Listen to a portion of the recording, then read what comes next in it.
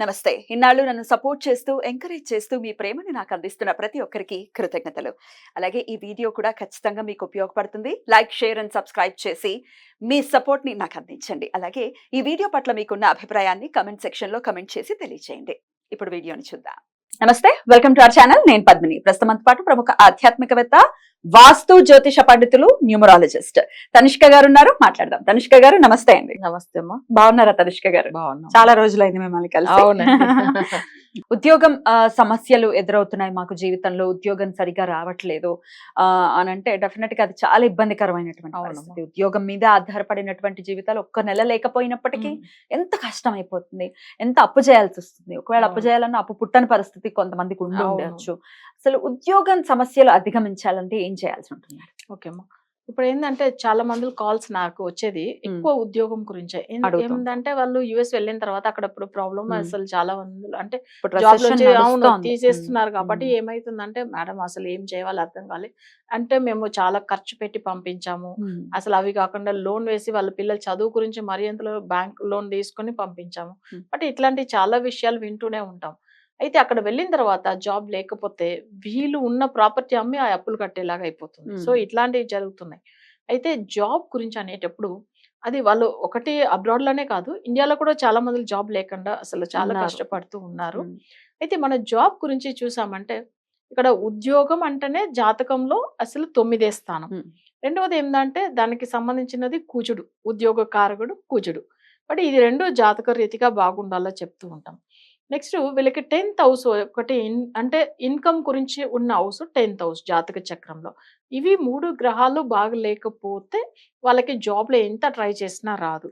సరే, ఇప్పుడు ఇంకొక క్లయింట్ కూడా నిన్న చూసాము. వాళ్ళకి ఏంటంటే అసలు మకర లగ్నము 3rd హౌస్ లో రాగు ఉంది. అంటే 9th హౌస్ చూడడం వల్ల ఏమైతే రాగు దశ జరుగుతుంది. మీనంలో ఉన్న రాగు మంచోడే కాదని అనుకుంటాము. కానీ ఇక్కడ ఏమైతుందంటే జాతక పరంగా చూడండి, వాళ్ళకి శుక్రుడు కూడా అదే రాగుతూనే వెళ్ళిపోయాడు. బట్ ఆ రాగు దశలోంచి చాలా అంటే చాలా ప్రాబ్లమ్స్ జాబ్ లో. అసలు ఒక 1 మంత్ చేస్తారు, అసలు మళ్ళీ జాబ్ కి వెళ్ళలేని పరిస్థితి అట్లా అయిపోతుంది. బట్ అది కూడా ఏంటంటే ఆ శాలరీ అయినా వస్తుందంటే రాదు. బట్ ఇట్లా చాలా మంది జాతకం నేను చూడగానే చెప్పేసాను, మేజర్ ప్రాబ్లం మీకు జాబ్ గురించి అపాయింట్మెంట్ తీసుకున్నారు, సో ఎప్పటిలోంచి రాలేదన్న విషయం కూడా చెప్తాను. బట్ ఇక్కడ మన చక్రంలో ఇంత క్లియర్ గా చెప్పినప్పుడు దీనికి సొల్యూషన్ ఉందా అంటే ఉంటుంది. ఇప్పుడు రెమెడీస్ ఎట్లా అంటే మనం వచ్చి జాతకం ఫుల్ అనలైజ్ చేసిన తర్వాత దశ ఏంది, వాళ్ళకి ఒకవేళ 10th లాడో 9th లాడో వగ్రంలో ఉన్నారా, లేదు మాంది గ్రహం అయ్యాడా, నెక్స్ట్ వచ్చే ఏంటంటే కుజుడు ఉద్యోగ కారకుడు మాంది గ్రహం అయి ఉంటాను, లేదు వగ్రం అయి ఉంటానో జాబ్ రాదు.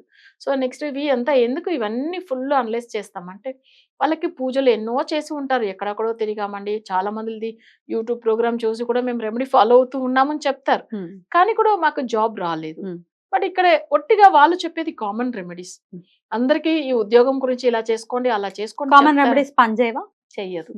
అందులో ఎవరో ఒకరికి చేస్తుంది, అయితే అందరికి రాదు.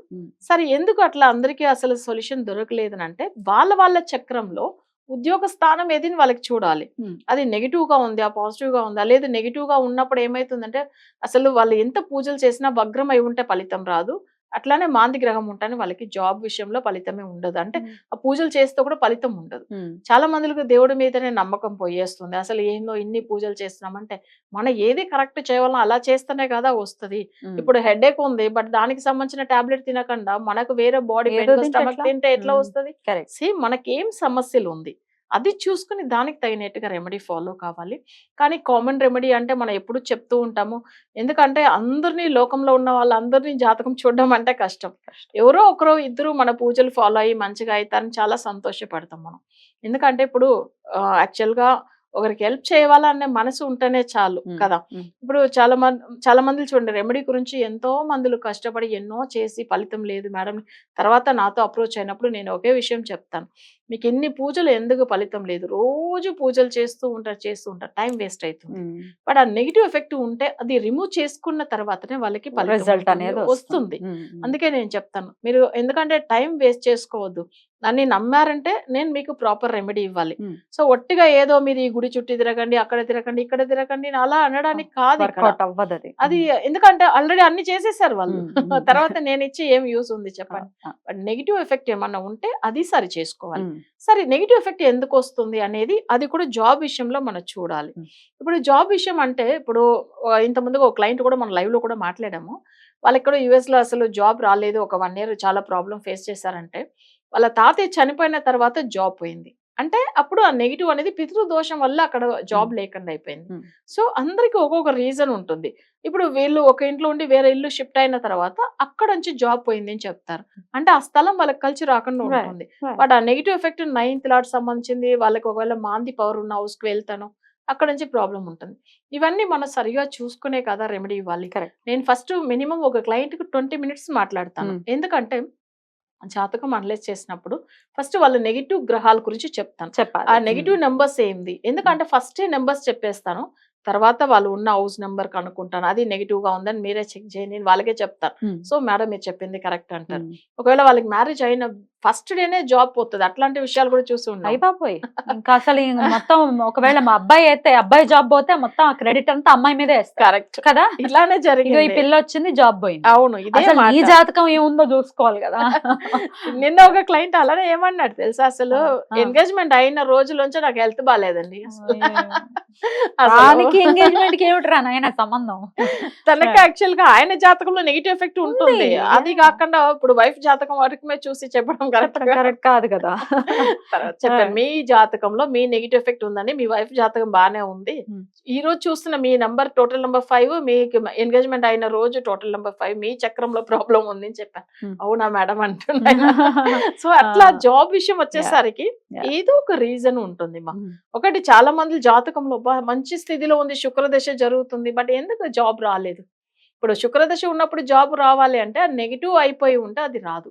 సో అప్పుడు ఏమైతుందంటే మనం దీనికి ప్రాపర్ రెమెడీ ఇస్తామంటే తప్పకుండా వస్తుంది.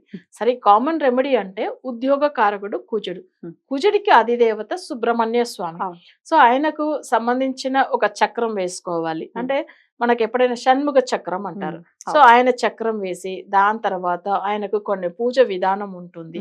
అది దీపం వెలిగించి ఆయనకు సంబంధించిన మంత్రాలు పాటించి ఆయనకు ప్రసాదం నైవేద్యం పెట్టి జాబ్ విషయం గురించి 9 అసలు షష్ఠి తిథి పూజ చేయవచ్చు. లేదనంటే 9 మంగళవారం, అంటే మంగళవారం అంటే కుజుడికి యాక్చువల్ గా ముఖ్యమైన రోజు కాబట్టి ఆ మంగళవారం చేసుకోవచ్చు. అట్లని కాకపోతే 9 రోజులు కంటిన్యూగా కూడా చేయవచ్చు పూజలు. మంగళవారం రోజు మొదలు పెట్టుకుని రోజులు కానీ లేదు మంగళవారం రోజులో కానీ మొదలు పెట్టుకుని చేయవచ్చు. అయితే షణ్ముఖ కవచం ఉంటది, లేకపోతే షణ్ముఖ చక్రం వేసి దానికి సంబంధించిన షష్ఠి కవచం ఉంది. సో నెక్స్ట్ ఏంటంటే స్కంద గురు కవచం కూడా ఒకటి ఉంటుంది. ఇట్లా ఇది ఏదైనా కూడా ఫాలో అవ్వచ్చు. ఇదంతా కూడా సుబ్రహ్మణ్య స్వామి సంబంధించింది. అలా చేయడం వల్ల కూడా ఉద్యోగం ఖచ్చితంగా వస్తుంది. అందరూ ఖచ్చితంగా అంటే ఎవరో కొన్ని క్లయింట్ కి వస్తుంది. ఎందుకంటే మనం నిజం చెప్పాలి ఎప్పుడు. ఏదైనా కానీ మేడం మేము చేస్తూ ఉన్నాం రిజల్ట్ రాలేదు అనే దానికంటే కొంతమంది చెయ్యండి, ఓకే వచ్చేస్తే మంచిది. అలానే రాకుండా రానప్పుడు ఇంకప్పుడు కన్సల్ట్ చేస్తే బెటర్. కాస్త డీప్ అనాలిసిస్ చేసుకొని పెట్టాలి. ఎందుకంటే మనం కరెక్ట్ రెమెడీ ఇవ్వాలి. అందుకని ఈ మాట చెప్తున్నా. తప్పకుండా కుజుడి యొక్క అనుగ్రహం కూడా పరిపూర్ణంగా ఉండాలి ఉద్యోగం రావడానికి అని చెప్తున్నారు. కాబట్టి సుబ్రహ్మణ్యేశ్వర స్వామి ఆరాధన చేసుకుని ఖచ్చితంగా ఉద్యోగ సమస్యల్ని అధిగమించాలి. ఒకవేళ ఆల్రెడీ అలా పూజలు చేసినప్పటికి కూడా మాకు ఉద్యోగ సమస్యలు తీరలేదు అనుకుంటే అప్పుడు మేడం ని కన్సల్ట్ చేసేటటువంటి ప్రయత్నం చేయండి. Right madam, thank you so very much. నమస్తే. నమస్తే అమ్మా.